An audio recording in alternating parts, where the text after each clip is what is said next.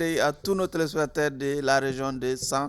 Vous l'aurez compris, nous recevons pour vous ce soir Monsieur Jamil Bitar. Il est membre du comité stratégique du M5 RFP, président du parti MC-ATT.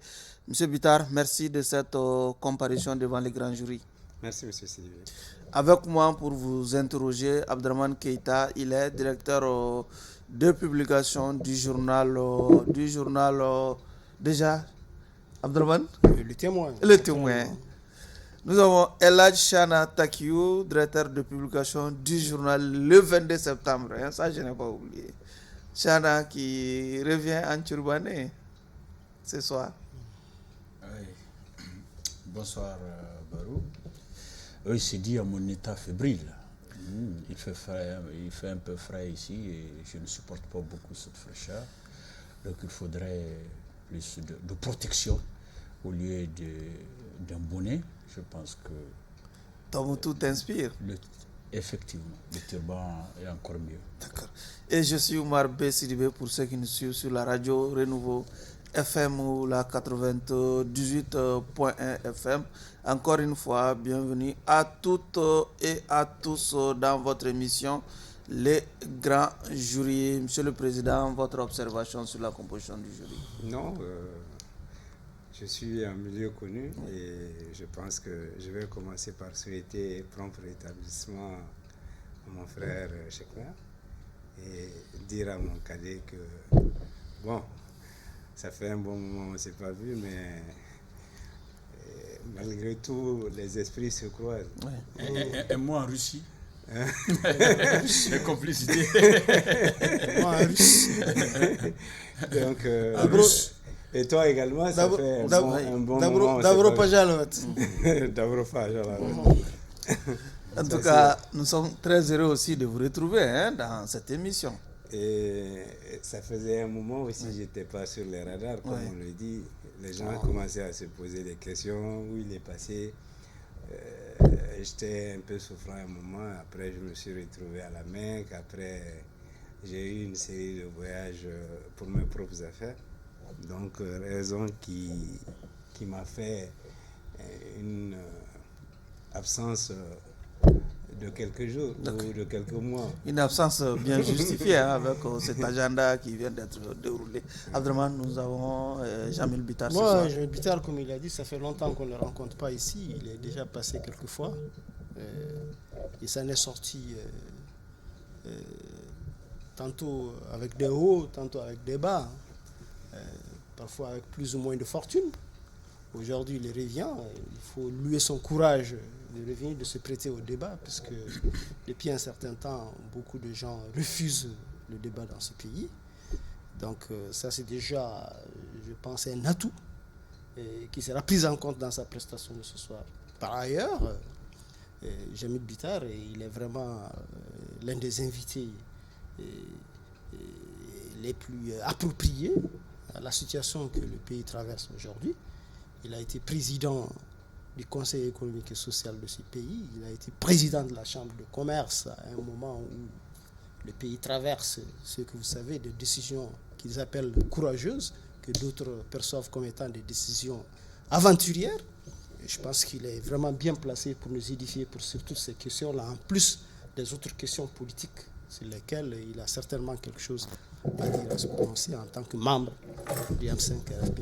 Chana, vos premières appréhensions sur l'invité? Bon, l'invité, comme Abdraman l'a dit, est un homme extrêmement courageux. Il est courageux parce qu'il accepte le débat. Il accepte le débat malgré souvent certaines critiques, certaines remontances, certaines situations, mais il refuse de baisser les mains, les bras, j'allais dire. Il se bat, il défend ses idées, advienne que pourra. Je pense que si, dans cette transition, on peut parler de démocratie, j'ai dit si on peut parler de démocratie ou de débat, c'est eux les vrais animateurs. Ceux qui se donnent souvent les drapeaux, sinon les gloires de la démocratie, de certaines libertés, de plus en plus reculent par rapport au débat. il refuse le débat, il fuit le débat. Bitar est toujours là pour dire ce qu'il pense. Ce qu'il pense n'étant pas forcément, je dis bien forcément, la vérité, mais il dit ce qu'il pense. Et surtout au grand jury que beaucoup de gens ont peur parce que c'est un exercice démocratique où ils sont appelés à être acquittés ou condamnés. Je pense qu'il a été plus condamné par nous, le grand jury, qu'acquitté. Mais avec tout ça, il revient. C'est un courage extraordinaire, un courage à saluer. Mais encore une fois de plus, nous allons apprécier sa prestation sur pièce. Il sera acquitté ou condamné sur la base des arguments qu'il défendra concernant les questions que nous allons lui poser. Abdraman l'a dit, l'actualité est brûlante, surtout la CEDEAO où il y a beaucoup d'inquiétudes. En tant qu'opérateur économique, en tant que milliardaire, est-ce que vous voyez, est-ce que cette situation-là va faire de lui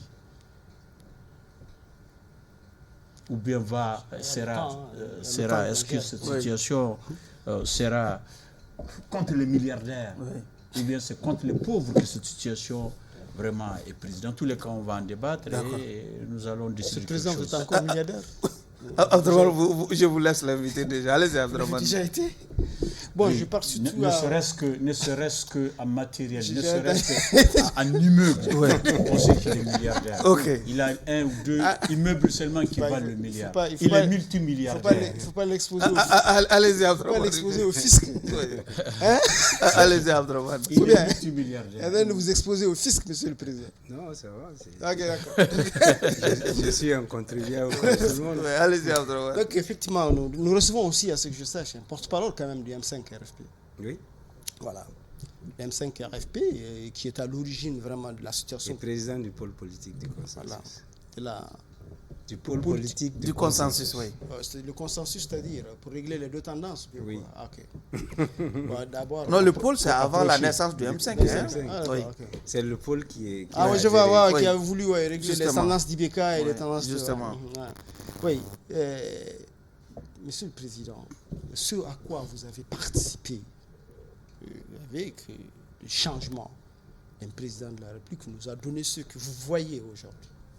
Un pays qui est retombé dans une certaine incertitude.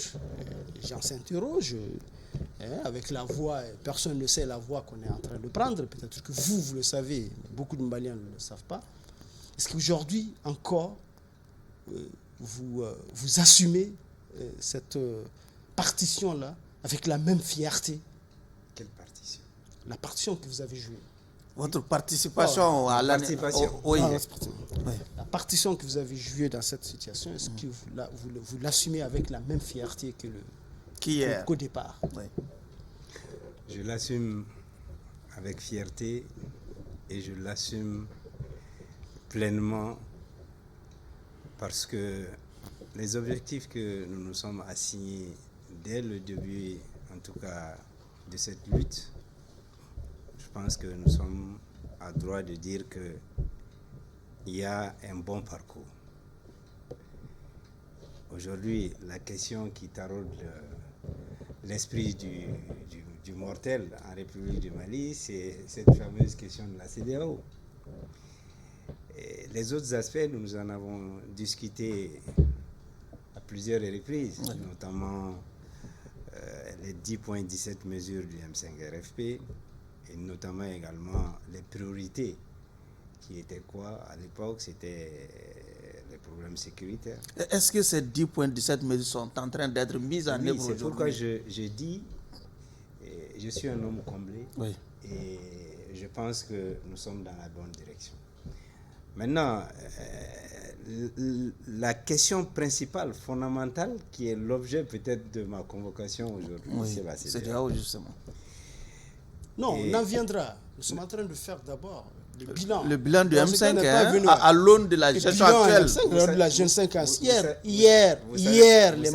aujourd'hui, les Maliens, par exemple, sont en train de vivre une crise énergétique qu'ils ne connaissaient pas avant. On est en train de nous dire que Kidal a été libéré, mais l'insécurité au Mali persiste encore. Les gens attendent encore de voir vraiment une véritable lutte contre la corruption un peu différente de ce que beaucoup de gens perçoivent comme étant une lutte orientée, une lutte biaisée, spectacle, tout ça là.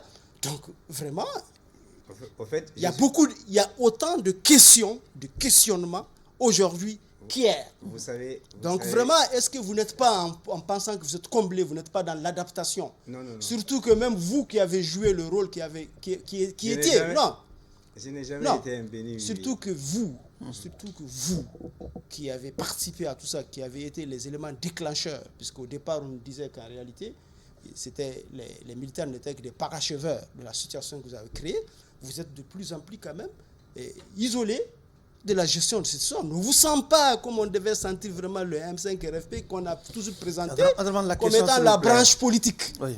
Voilà aujourd'hui, vous voyez non? Donc les mêmes questionnements d'hier se posent aujourd'hui et on a comme l'impression que vous êtes dans l'adaptation en vous accommodant, allez-y. en vous accommodant de la situation. Qu'il plaise au jury, la convocation, il était bien mentionné dessus, Oui. que nous allons parler de la CEDEAO d'abord. Surtout. Et après, toutes ces questions que vous venez d'évoquer. Donc pour moi, aujourd'hui, l'essentiel Oui. du débat, parce qu'on n'a Sauf, pas... on est dans les questions de généralité pour le moment. Non, on n'a pas le temps matériel parce qu'il faut Bon, expliquer aux gens Bon, il n'y a pas de problème, on revient à la CEDEAO. Allez-y, Abdraman, allez-y. Revenons à la CEDEAO. Allez-y. Vous avez pris comme on le présente comme étant une décision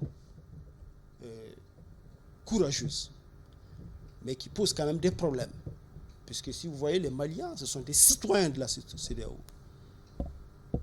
Qu'est-ce qui justifie aujourd'hui qu'on retire aux Maliens son titre de citoyen d'un espace sans l'avoir concerté d'abord au préalable? Merci. Je veux juste faire un petit rappel. Allez-y. Et paix à son âme. Quand j'étais encore président de la Chambre de commerce et d'industrie du Mali, mon premier mandat, le président ATT, je l'avais rapproché pour donner un certain nombre d'inquiétudes que j'avais par rapport à cet espace CEDEAO.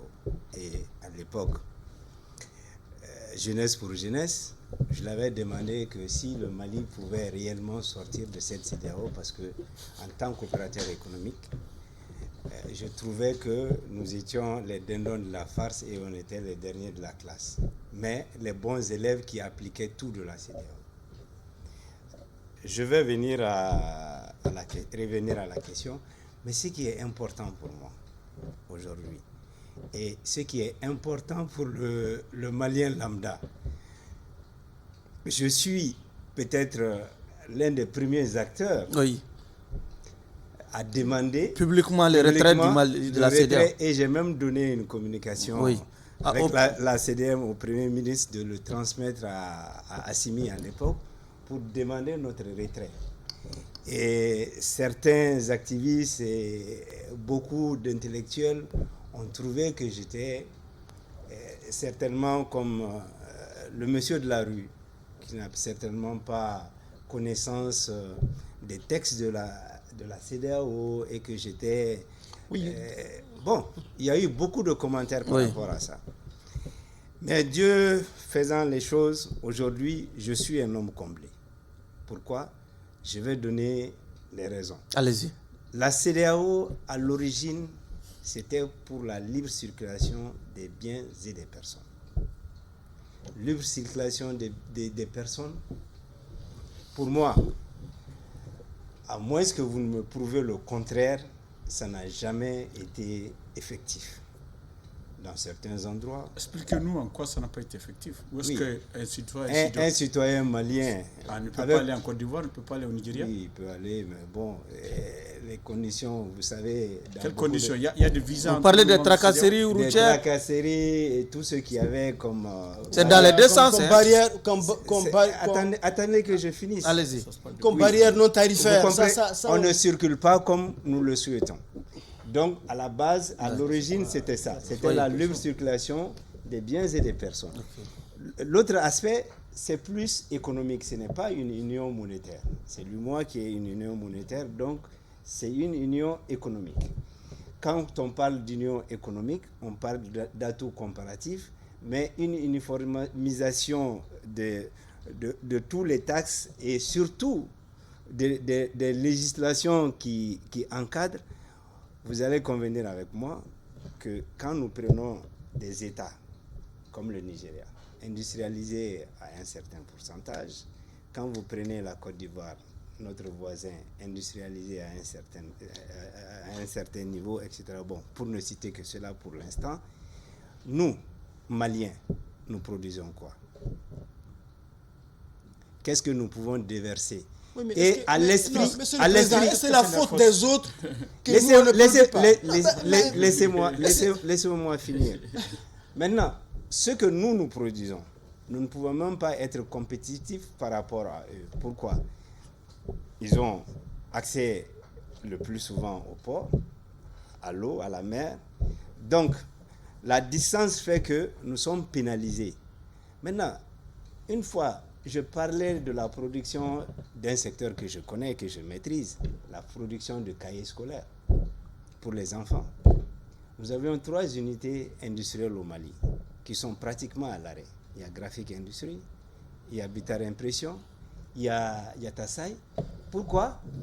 Parce que nous ne sommes pas compétitifs.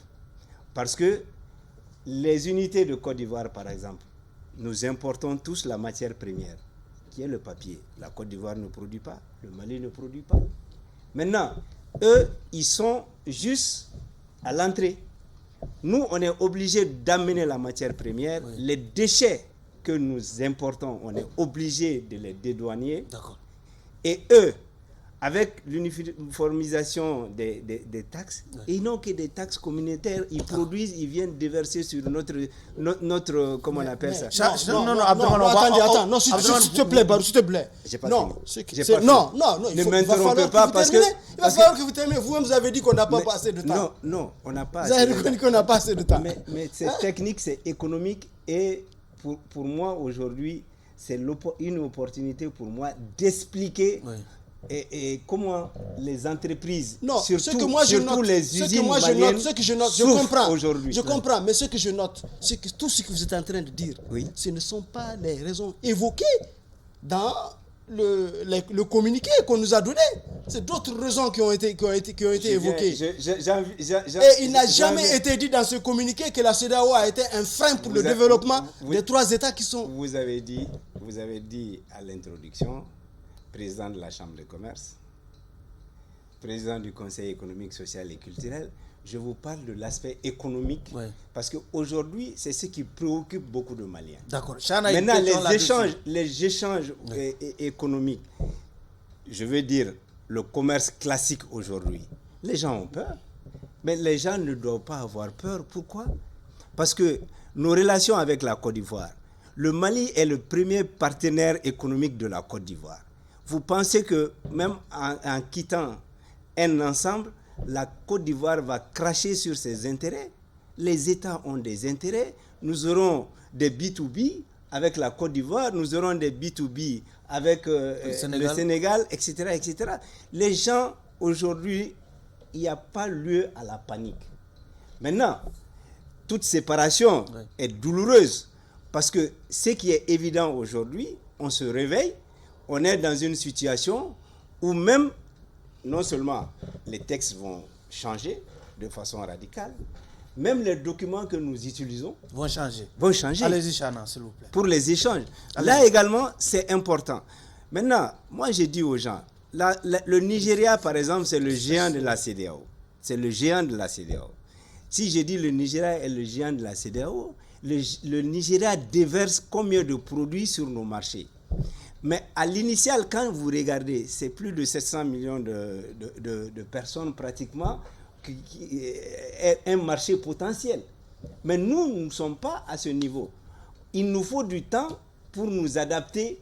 Avant, les commerçants burkinabés, les commerçants nigériens, certains pays venaient acheter de la marchandise au Mali pour aller revendre chez eux là-bas. Mais maintenant, c'est l'effet contraire qui se pose. Chana a une question là-dessus. Monsieur le Président, oui, nous avons envie de comprendre et par la même occasion de faire comprendre aux téléspectateurs Déjà, le premier argument que vous avez avancé, la circulation des personnes et des biens, vous semblez dire que ce n'est pas effectif. Moi, j'ai dit le contraire. Vous pouvez me prouver que la circulation des personnes et des biens n'est pas effective dans l'espace CEDEAO. Il est acté, il est là. Excusez-moi. Au point On est à la Coupe d'Afrique maintenant. On est à la Coupe d'Afrique maintenant. Vous pensez que les Maliens ils circulent bien en Côte d'Ivoire? Comment? Aujourd'hui, les Maliens circulent bien. On n'a pas entendu de Maliens se plaindre de ne pas même l'accès de nos supporters, à un moment, ça a créé un problème. Non, pas l'accès.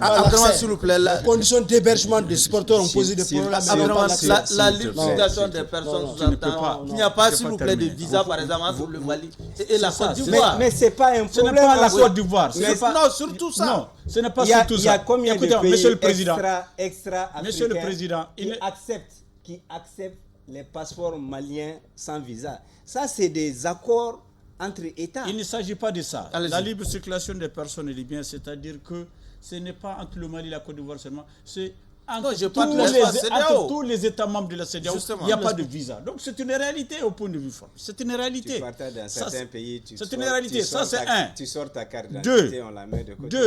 On te demande le passeport. Monsieur le Président, la faiblesse de notre économie et la faiblesse de nos hommes, c'est-à-dire que notre incapacité à produire, à faire mieux que les autres, nous pensons que la CEDEAO aujourd'hui, selon vos explications, est un obstacle à cela.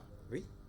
Que la CEDEAO est un obstacle à cela. Oui. Donc c'est en cela que je voudrais, encore une fois de plus, que vous nous expliquiez en quoi la faiblesse est un obstacle, la CEDEAO est un obstacle à notre développement.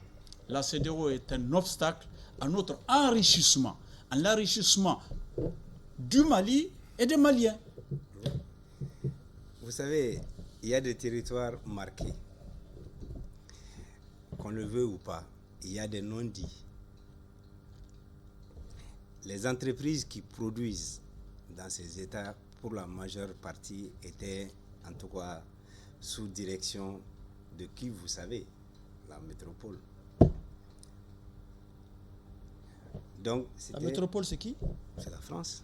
La France gère le Nigeria aussi, alors que le Nigeria est anglophone. Parce que le, moi, quand j'entends, on me dit la France, le Ghana, au contraire, moi, je me rappelle. S'il vous plaît. Monsieur, non, je vous ne le dites pas, parce que je vais vous dire quelque chose. Je vous donne un détail. Le président ghanéen, tout le monde a vu les migmags avec le président Macron. Je vous donne ne rentrons pas, ce n'est pas une question de langue. Il va répondre à la question ce n'est pas une question de langue. Je vous l'ai dit, c'est pourquoi. Les migmags, non, vous savez pourquoi. Il répond à la question de Vous savez pourquoi, non. Vous savez pourquoi. Vous risquez de monopoliser le débat ce soir. Il va répondre à la question de En tout cas, il parle plus que moi. Oui, allez-y. C'est ce que j'ai compris. C'est moi qui suis. Non, je ne parle pas plus que vous. Vraiment, parce que vous êtes en train de prendre le temps, tout ce qui. Donc, moi, je dis, la majeure partie des entreprises européennes, ils préfèrent se mettre dans ces différents pays côtiers que de venir. Parce que, vous savez, il y a des avantages comparatifs qui font que nous, on n'arrive pas à décoller. Maintenant, quand vous êtes dans une communauté, excusez-moi, quand l'autre sait que vous avez des difficultés d'adaptation, Solidarité voulait que vraiment on adoucisse pour que nous soyons à même niveau, pour que nous puissions compétir ensemble, pour que nous puissions ravitailler ensemble. Mais malheureusement, ce n'est pas le cas. Ce n'est pas le cas. C'est ce que je veux que vous compreniez. Maintenant, toutes les unités industrielles du Mali souffrent. Certains sont à l'arrêt, que ce soit étatique par le passé, que ce soit parce qu'il n'y a pas de compétitivité. On ne peut pas... Est-ce que la faute aux autres? La faute aux autres parce que avant les mêmes entreprises arrivaient, mais il y a tellement de nostalgiques aujourd'hui qui disent qu'avant on avait les jus de, je ne sais pas, Baguineda, on avait ceci, cela, etc. Mais ça arrivait à travailler.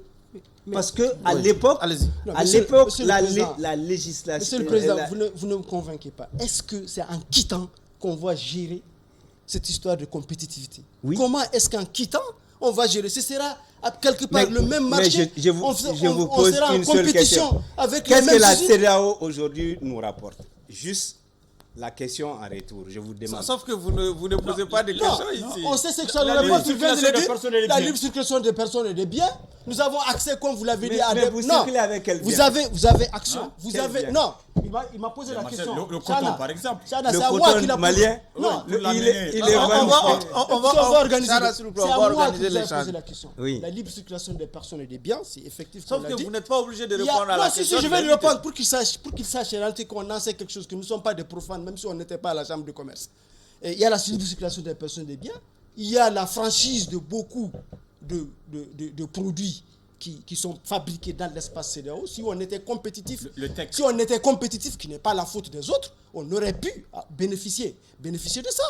Il y a au niveau de non, sauf que c'est pas un au débat niveau de, entre vous. au quoi. niveau de l'importation, Oui. au niveau de l'import, il faut qu'il le sache. Barou, arrête. Au niveau de l'importation aussi, nous avons des avantages puisque nous sommes de cet espace-là qu'on risque de perdre. Voilà ce que la CEDEAO nous apporte. Maintenant, Je m'inscris en maintenant, faux. on vous demande. Je m'inscris en faux. On vous demande. Parce on que vous vous ne demande. savez pas Bon, comment on importe. Bon, on vous demande. Je vais vous expliquer Bon, on vous comment demande. les importations se font. On vous demande. Il faut que je Quel vous qu'en explique. soit, on a vécu déjà la CEDEAO. On est en train d'entrer maintenant dans une étape inconnue, incertaine. Mais vous êtes peut-être complètement... Il va poser la Oui, question. effectivement, Allez-y. dans une Posez la question à Abdraman. incertaine. Selon vous, qu'est-ce qu'il faut faire Oui. aujourd'hui pour contrer les effets, Les chocs de cette sortie. de cette sortie? Quand vous parlez d'importation, vous parlez des ports. Quand il y a eu l'histoire de l'embargo, un petit rappel, le Mali a négocié avec la Guinée à des taux préférentiels. La Guinée qui est CEDEAO. Vous comprenez? Ah ouais. Parce que la Guinée avait les mêmes problèmes que le Mali. Donc, La c'était Guinée facile. a ouvert un corridor pour nous. Et les taux, c'était des taux préférentiels. Et entre autres, au même moment, nous avions eu des discussions à travers la Chambre de commerce et les autorités par rapport au port de Dakar. Ça, c'est conjoncturel. Il y a eu des négociations. Mais conjoncturel, vous reconnaissez que S'il vous plaît, s'il vous plaît. c'est conjoncturel. Quand même. S'il vous plaît, je vous dis pour que vous compreniez que dans les négociations B2B, nous pouvons avoir plus d'intérêt et plus de marge de manœuvre que d'uniformiser tout sur l'espace. C'est pourquoi je dis, moi je suis un commerçant de père de mère, je suis du marché. C'est ce que je veux que vous compreniez. Donc au niveau des ports, nous aurons la possibilité de faire des négociations. On n'est pas obligé d'aller à Dakar, on n'est pas obligé d'aller à Abidjan, nous ne sommes pas obligés d'aller à Conakry. C'est le même cas maintenant. On peut aller où? Non, On peut aller où? excusez-moi. On peut aller où? Les Ivoiriens ont besoin de nous. Sans nous avons gréver besoin- les coûts. Nous avions besoin On des peut aller Ivoiriens. où sans gréver les coûts? Non, excusez-moi. Mais Monsieur le port- Président, port- sans gréver le les coûts, port- alors que c'est le consommateur le port- malien le qui port, va... le port d'Abidjan. Mais vous ne pouvez pas me dire ça.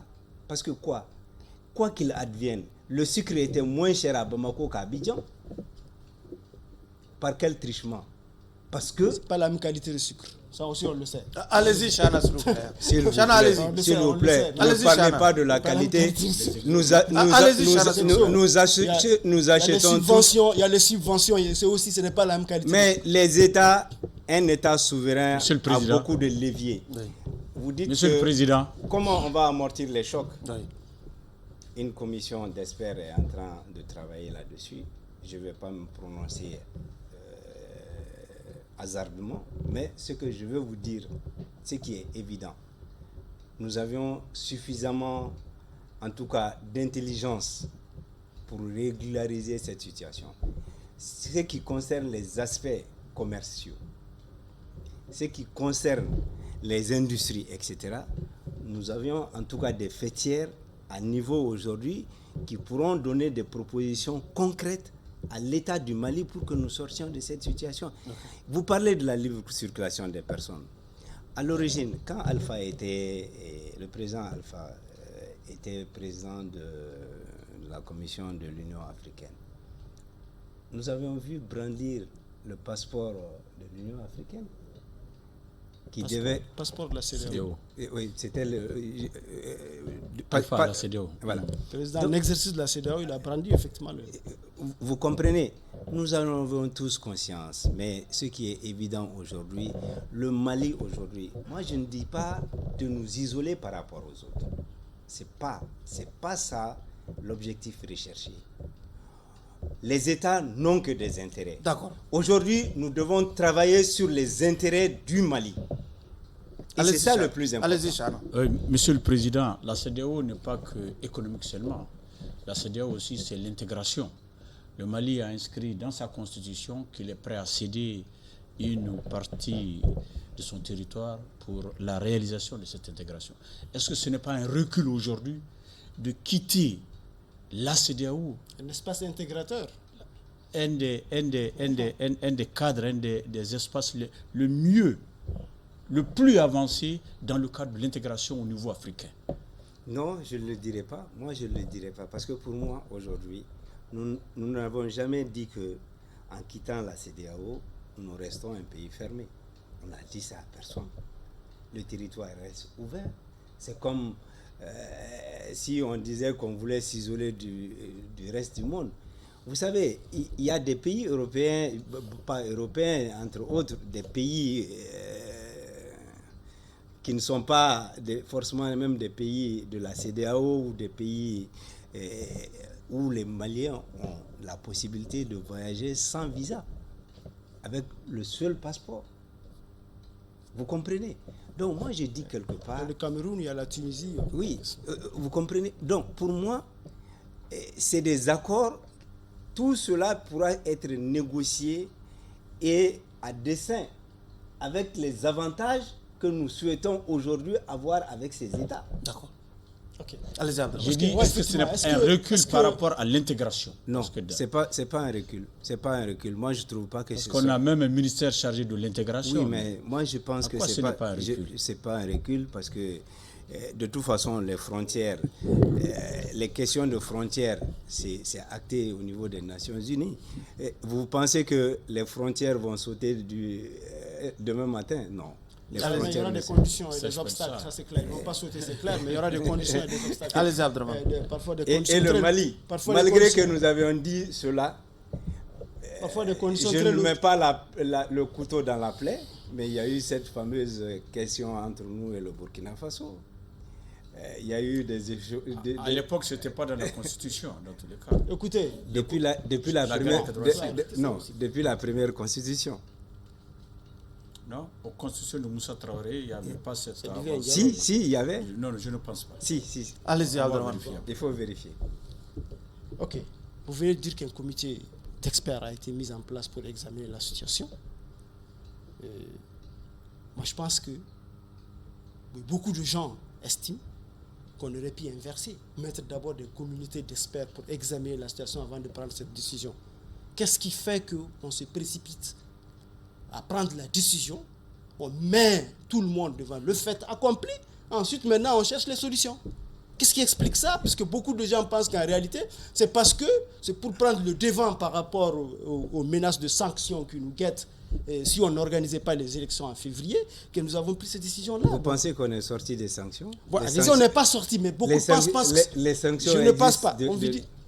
De toute façon, ces sanctions économiques existent bel et bien. Elles sont elles sont levées. Beaucoup de sanctions ont été levées aussi, il faut le reconnaître. Aujourd'hui, nos banques souffrent. Pourquoi? Parce qu'au niveau de la BCEAO, nous avions des difficultés de refinancement. Oui, mais répondez à la question. Excusez-moi, je vais pourquoi vous ne dire. pas examiner d'abord les solutions avant de prendre la décision? Les solutions, je pense que le Mali a été patient. Pour moi, nous avions été patients. Nous nous sommes prêtés à beaucoup d'exercices. Et contrairement aux autorités actuelles, je serais allé plus vite. Dès les premières heures, j'allais déclarer. Et certains m'ont... Vous allez faire la même chose, c'est-à-dire prendre la décision, ensuite chercher les solutions palliatives. Non, moi je vais vous dire une chose. Parce qu'il faut reconnaître que la démarche manque quand même de démarche participative. Pour moi, c'est une décision mûrement réfléchie. Parce que si les gouvernants actuels voulaient aller rapidement à la guerre, ils se seront prêtés, en tout cas, à notre demande, dès les premières heures. Mais malheureusement, ou heureusement pour eux, ils ont mis du temps pour observer, pour voir éventuellement s'il y avait des améliorations en vue. Sauf que ce ne sont pas les mêmes arguments que vous. C'est qu'ils n'ont pas les mêmes arguments que vous. Ce faisant, ils n'ont pas les mêmes arguments que vous. Oui. Ils n'ont pas les mêmes raisons. Mais non, C'est ça, non, c'est pourquoi. ce qui se C'est dit, pas- ne nous voilons pas la face. Les gens disent, bon, parce qu'il y a des sanctions qui vont tomber, etc., etc. Mais les sanctions, ils sont toujours là, ils ne sont pas partis. D'accord, Le allez-y, Mali Chana. est axifié aujourd'hui, qu'on le veuille ou pas. Maintenant, rentrer dans des déclarations encore pour dire, parce que c'est l'aspect économique dont je parle aujourd'hui. Je ne parle pas de l'aspect politique pour l'instant, parce que Ah, on vous êtes va en politique, pourtant, revenir. vous êtes politique. Non, on va en revenir. S'il plaît à Dieu, hein, moi je dis aux gens, de nature, nous les Arabes, les Souraka, etc., comme on aime à le dire, nous sommes des opérateurs économiques, nous sommes des commerçants de nature. Et c'est ça que j'ai dans mon sang, c'est ce qui coule dans mes veines. Je ne suis pas un politique, je ne suis pas un obsédé du pouvoir. Et j'ai glissé sur ce terrain parce qu'il y avait des enjeux économiques que je devais défendre. C'est ce qui m'a amené sur le terrain politique. Ce n'est pas pour autre chose. Et aujourd'hui, moi je dis, je peux être un bon général à côté à la retraite pour donner, en tout cas, des directives ou même conseiller Oui. à la rigueur sur certains aspects. Aujourd'hui, qu'on le veuille ou pas, je suis dans mon rôle. D'accord, allez-y, Chana. Et aujourd'hui, moi, je vais dire, par exemple, pour l'histoire, il y a peut-être une demi-heure avant que je ne vienne ici, quelqu'un est venu me voir à la maison, il me dit, hé, présent, taré, il a commencé à applaudir. J'ai dit, mais qu'est-ce qui se passe? Je pensais qu'il y avait une bonne nouvelle. Il me dit, non. Il dit, tu t'es battu ici, tu as démonté l'histoire de la carte biométrique CEDEAO et les gens t'ont soutenu de gauche à droite, etc. Et on sort de la CEDEAO. Les nouvelles cartes aujourd'hui, j'espère que les Maliens ne le feront pas à l'extérieur. Voilà, c'est pas quelqu'un, un intellectuel, c'est quelqu'un entre autres, qu'il me pardonne s'il écoute cette émission. C'est quelqu'un qui n'a pas... C'est un lambda, oui. Voilà, qui n'a pas d'études poussées. Oui. Mais c'est sa réaction. Pour lui, déjà, c'est un manque à gagner pour les entreprises maliennes. Allez-y, Chana, s'il vous Sauf que ce n'est plaît. pas de l'espace Allez-y, CEDEAO Chana, qu'on s'il a vous donné plaît. le marché. Allez-y, On est Chana. passé au-delà de l'espace CEDEAO. Allez-y, Chana, s'il vous plaît. Monsieur le Président, Oui. on peut faire toute la nuit Oui. à parler de la CEDEAO, des éventuelles conséquences négatives ou positives par rapport au pays. Oui. Je pense que vous n'êtes pas convoqué seulement pour la CEDEAO. Mais pour l'accord, On surtout. n'a pas encore terminé la CEDEAO. Hein. J'ai dit, Allez-y. vous êtes convoqué aussi pour Autre chose, d'autres mais il ne faut pas quitter le sujets chapitre. Ah, allez-y. d'actualité. Il n'y a pas de... Moi, je me permets de quitter ce chapitre-là, même si Abderrahmane Sylvé, il n'a qu'à revenir. Parce que moi, je pense que c'est un chapitre très complexe qu'on ne pourra pas épuiser ce soir. Allez-y, Chana, s'il vous plaît. Et on vient de nommer l'ancien Premier ministre, Ousmane Issoufou Maïga, comme président de la commission Dialogue intermalien. du dialogue intermalien, suite à la dénonciation de l'accord par Bamako.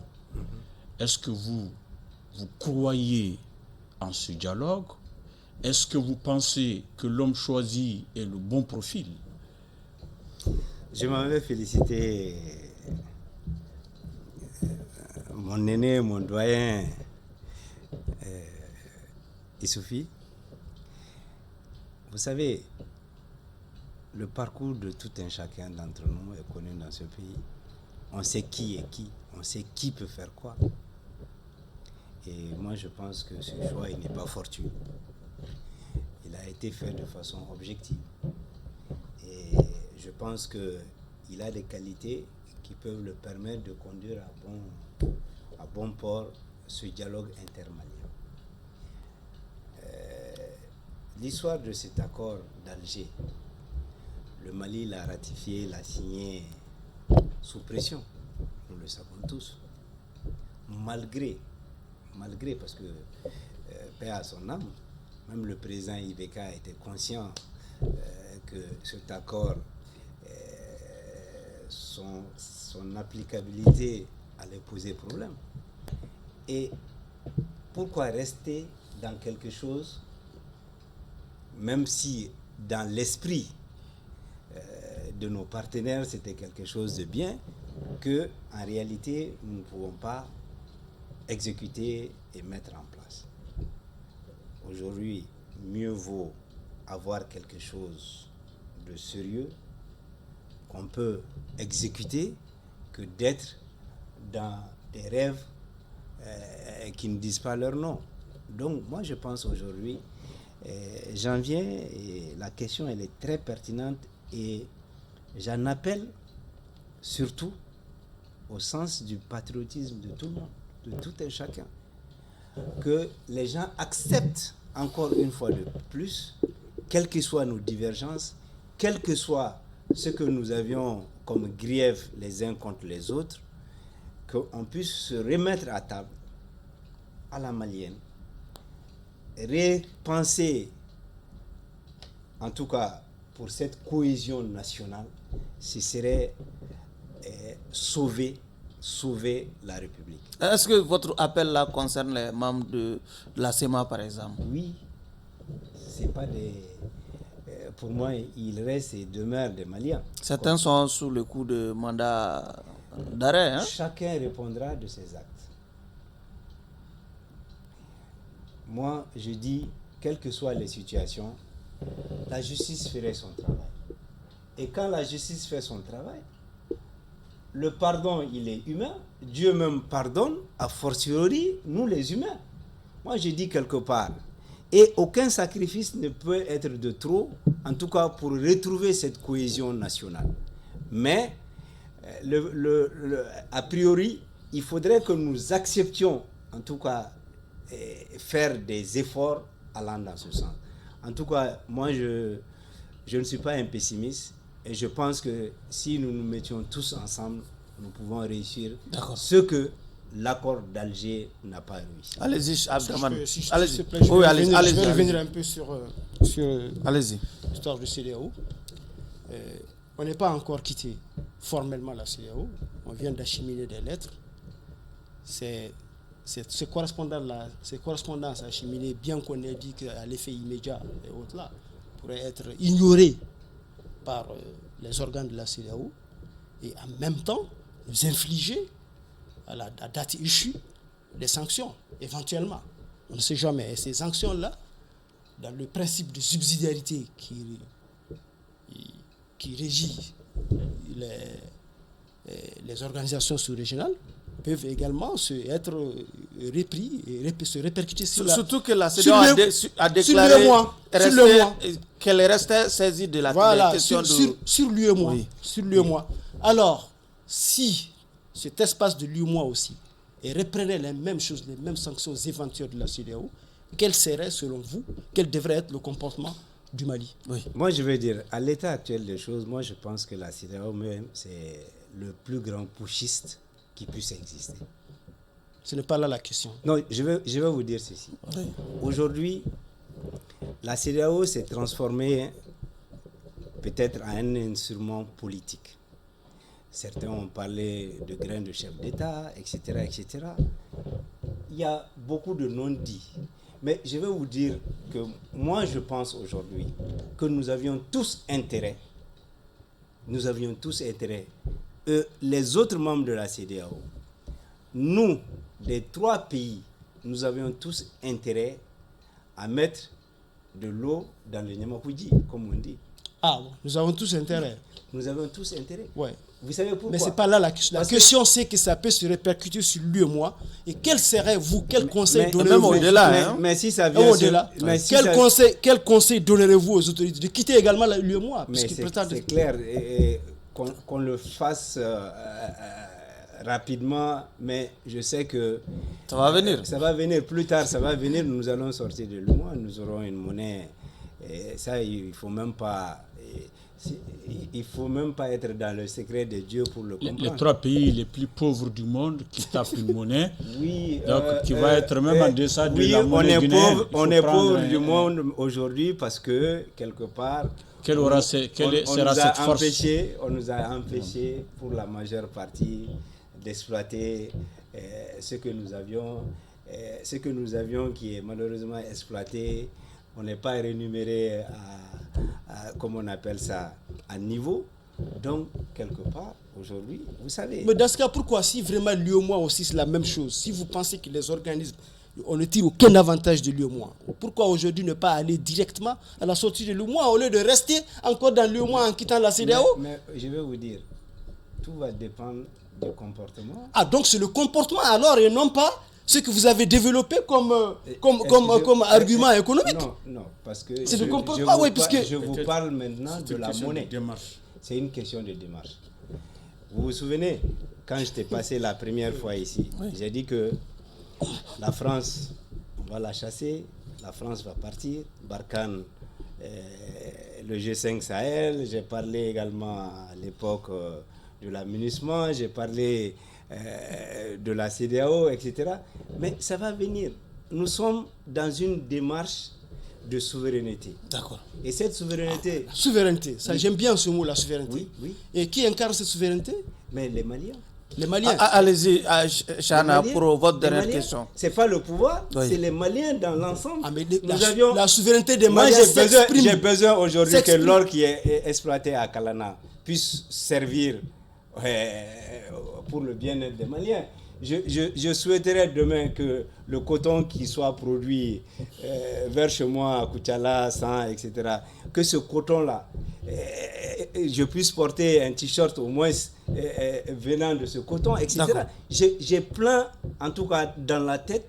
Moi, je veux qu'aujourd'hui, la question fondamentale, c'est de donner de l'emploi aux Maliens, pour que tout le monde puisse vivre à la sueur de son front.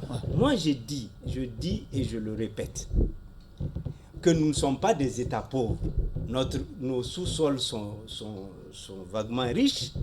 Et au-delà de ça, Dieu nous a donné le soleil, il nous a donné des espaces. Et regardez simplement les 3 pays, qu'est-ce que ça représente comme superficie dans la carte de la CEDEAO. Vous allez comprendre. Allez-y, Chana, pour votre dernière question. Allez-y.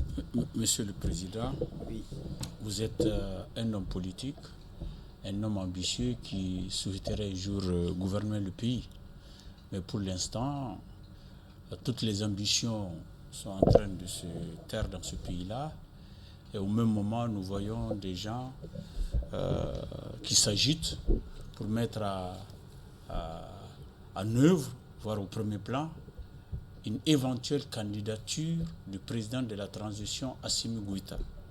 En tant que membre du M5 RFP, seriez-vous prêt à soutenir une candidature de Assimi Goïta ou une autre venue du M5 RFP? Oui, je vais vous dire une chose. Pour moi, la question même des élections n'est pas aujourd'hui une priorité pour les Maliens. Nous avons suffisamment... Pour les Maliens ou pour vous? Pour les Maliens. Parce que nous avons suffisamment de problèmes. Suffisamment de problèmes à résoudre. Parce que je ne veux pas que nous allions dans une élection bâclée pour se retrouver dans la même situation que nous avions vécue. Donc, moi, je souhaiterais qu'on se donne même le temps nécessaire pour mieux organiser ces élections, pour que nous ayons des élections crédibles.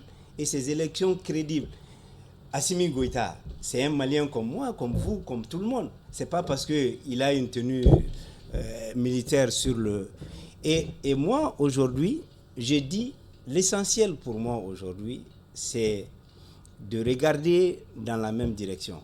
Et la direction dans laquelle aujourd'hui, c'est soit, bon, entre autres, comme on aime à le dire aujourd'hui, ces 5 colonels sont en train d'aller. Pour moi, j'ai dit, je suis un homme comblé. Je reviens et je sais à juste titre pourquoi je l'ai dit. Aujourd'hui, politiquement parlant, moi je pense que si cette équipe venait à continuer dans ce même élan, je n'aurais pas forcément une ambition quelconque à me mettre devant la scène pour briguer un mandat présidentiel ou chercher quoi que ce soit. D'accord. Je suis un Malien et je pense que le bonheur des Maliens, c'est ma priorité. D'accord. Ce n'est pas ma personne. Aujourd'hui, moi je le dis sans embâche, si le choix venait à être Assimi Goïta, pourquoi pas? Allez-y, Abdelrahman. Malgré l'existence de la charte qu'il y a un interdit. Vous savez, nous sommes dans un état d'exception, qu'on le veuille ou pas, c'est ça. Et c'est pourquoi j'ai dit, les 1 an décriés par certains intellectuels, la demande au niveau de la CEDEAO, quand je disais que nous étions dans un état d'exception. Et quand vous êtes dans un état d'exception, ce n'est plus les règles qui vous régissent comme vous le... Les règles démocratiques. Mais on ne peut pas avoir un serpent à 2 têtes. Malheureusement, c'est cet exercice auquel nous avions voulu nous adapter, maintenir l'Assemblée nationale. Chose qui n'a pas marché par la fin. Et par la fin, nous avions été rattrapés. Et c'est pourquoi nous sommes venus. Depuis le début, j'ai toujours décrié, j'ai dit on ne peut pas avoir un serpent à 2 têtes. Ça a demandé la dissolution de l'Assemblée, de la Constitution. De la Constitution. Et moi je dis, on ne peut pas marcher comme si on était dans une démocratie. Situation normale, oui. Une situation normale. Nous sommes dans un état d'exception. D'accord. Et la CEDEAO devrait acter cet état de fait pour nous permettre Je vais exceptionnellement vous retirer la parole.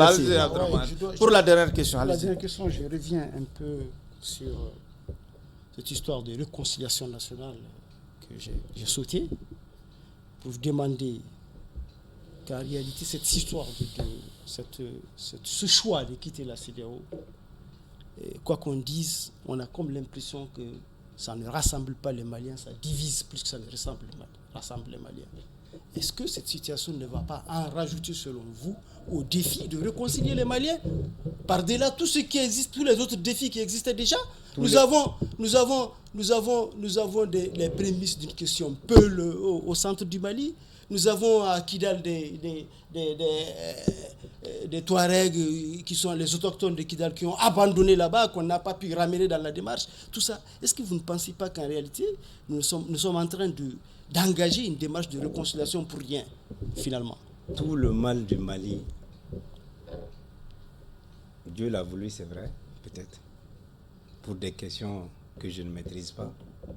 Mais ce qui est encore et qui fait encore plus mal, c'est que la CEDEAO, on dirait qu'elle a fait sciemment pour nous mettre dans cette situation que nous vivons aujourd'hui.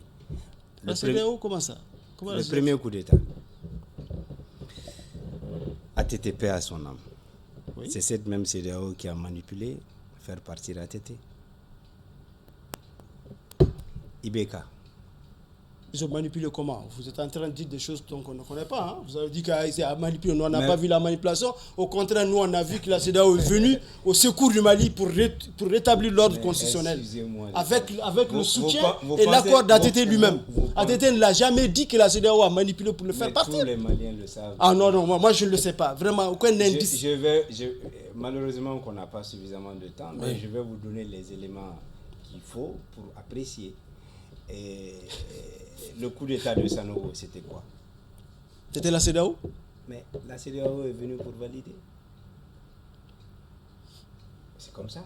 Maintenant, le départ d'IBK, c'est cette même CEDEAO qui était... Et qu'est-ce que la CEDEAO devait faire? Avec Sanogo, il devait faire quoi? Excusez-moi. On parle de régime démocratique.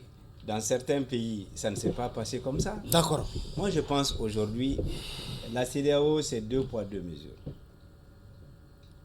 Ce n'est pas pour les mêmes questions qui sont chez nous, dans d'autres pays, ça se règle autrement. Aujourd'hui, la Guinée, ça se gère autrement, malgré tout ce qu'on voit.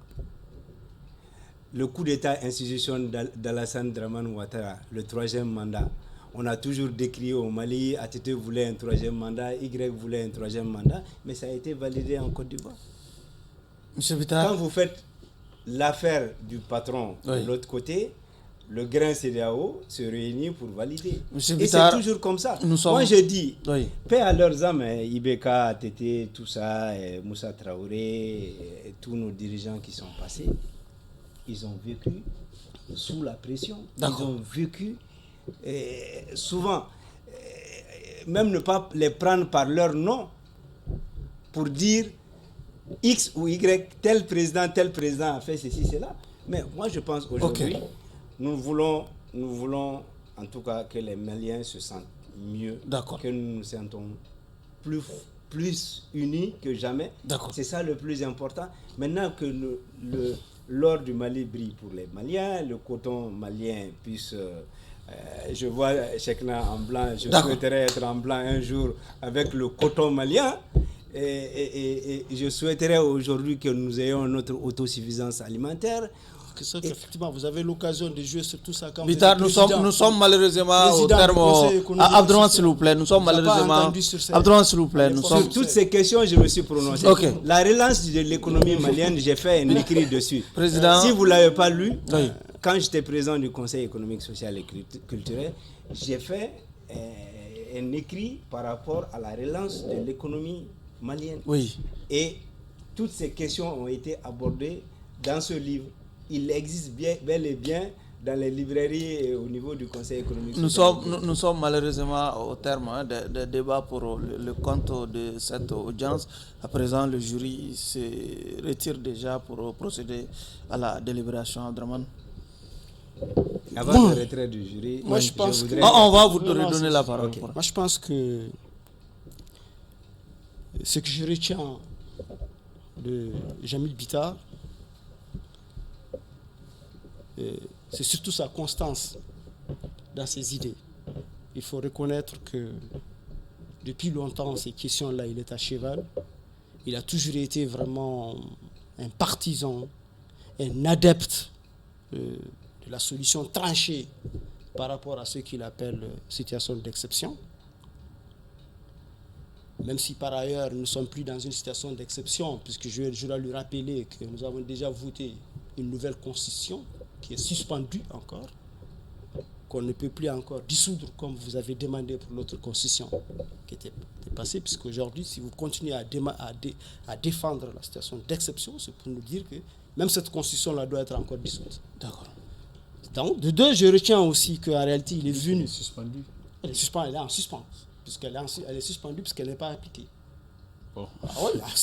Allez-y, Abdourahmane, tant qu'il s'il n'y vous a pas plaît. d'élection, tant qu'on n'est pas encore avec un président de la République qui est prévu dans la Abdourahmane, nous n'avons que 30 C'est secondes suspendu. pour prendre Ce l'antenne. n'est pas que l'élection suspendu. seulement. La C'est Constitution. Chana, vous aurez la parole, s'il vous plaît. C'est suspendu. Oui. L'application de cette constitution est suspendue. Puisque déjà, elle est C'est une lecture. avec la charte. C'est une grille. Ouais. Je retiens aussi qu'il est venu pour savourer sa victoire d'avoir assassiné ou bien d'être en train d'assassiner la CEDEAO. Ça, c'est une évidence. Sauf que je constate aussi que les arguments qu'il évoque se contredisent. Tantôt, il est là avec des arguments vraiment rationnels, tenter de le défendre avec des arguments économiques rationnels. Tantôt, il est là dans les naviguer avec les arguments tels que les arguments politiques, le comportement, les deux poids, deux mesures, ainsi de suite et autres là.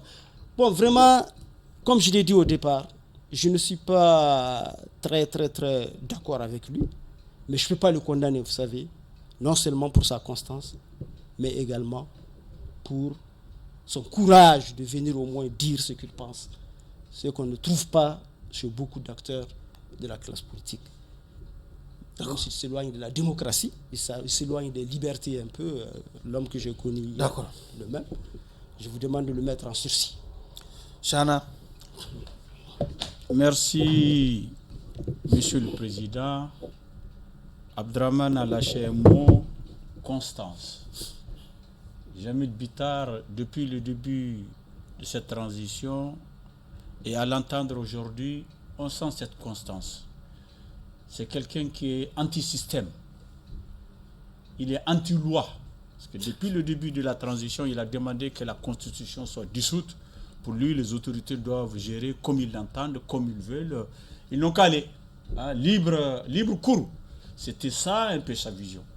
Et hier comme aujourd'hui, parce que nous sommes toujours dans la transition, il continue à épouser cette idée. Et il est l'un des premiers à demander que le Mali quitte la CEDEAO. Nous sommes de ceux qui pensaient qu'il est dans des délires. Vraiment, rares sont les gens qui le comprenaient à l'époque. Et on l'accusait de tout, beaucoup de qualificatifs. Moi, personnellement, je ne retrouvais pas ce Jamil Bitar, ancien président de la Chambre de commerce, ancien président du Conseil économique, social et culturel. Et avec le recul, avec le temps, et du fait que les plus hautes autorités du pays se sont mis dans le sillage de Jamil Bitar, il faut le dire, parce qu'il était en avance sur eux. Parce que toutes les questions dont on parle aujourd'hui, Jamil, je pense qu'il a une certaine vision qui est en avance par rapport aux autorités qu'il soutient.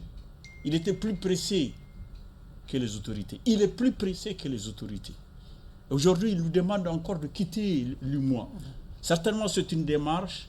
Et dans la démarche, un moment viendra où on va taper notre monnaie et quitter l'UMOA. Mais lui, il est très rapide, il est très pressé. Il se dit au sang arabe qui coule dans ses veins. Ça se comprend, il est chaud. Cela dit, on a beaucoup épilogué sur la CEDEAO. La question de la CEDEAO, nous, on voit les choses pratiques. Nous ne sommes pas des spécialistes, des techniciens, mais de vue, nous sommes de ceux qui pensent que ce n'est pas une bonne chose. Les Jamil Bitar soutient, persiste, insiste sur le fait que c'est une très bonne chose pour le Mali et que cela rendra nos entreprises et nos opérateurs compétitifs. Je pense que le temps pourrait nous unifier. Par rapport à l'accord et à la commission qui a été mise en place, il a loué les mérites de l'ancien Premier ministre Pinochet. Et il estime que ce dialogue intermalien pourrait nous conduire vers la paix, vers un lendemain meilleur. Je pense qu'il a assuré, Monsieur le Président. Il a été cohérent. Et ce qu'il était hier, il l'est aujourd'hui, Monsieur le Président. Peut-on condamner un tel homme? Libérez-le. Au bénéfice de ces deux réquisitoires, il me plaît, M. Bitar, de vous libérer purement et simplement des liens de l'accusation pour votre constance dans vos prises de position. Par conséquent, vous êtes acquitté. 20 secondes. Je ne suis pas surpris. J'ai en face de moi des hommes éclairés, des hommes d'un certain niveau, et je sais que dans leurs analyses, quoi que l'on dise, ils ont toujours évolué de façon cohérente. Et je ne peux que les remercier et les dire simplement que le temps est le meilleur juge. Et ce qui est évident pour moi aujourd'hui, c'est que je souhaite que le Mali soit l'un des meilleurs pays d'Afrique et du monde, pourquoi pas. Et que notre retard que nous avions accusé, entre autres, que nous puissions rattraper le plus rapidement que possible. Et une fois de plus, Chekna, mon cher frère, je vous souhaite encore une fois de plus meilleure santé. Et Abdraman est amendé, il va amener le chameau, il va venir de Kidal. C'est ou de Tenzawaten. C'est sur cette amende que prend fin ce numéro de votre émission Grand Jury. Jamil, membre du comité stratégique du M5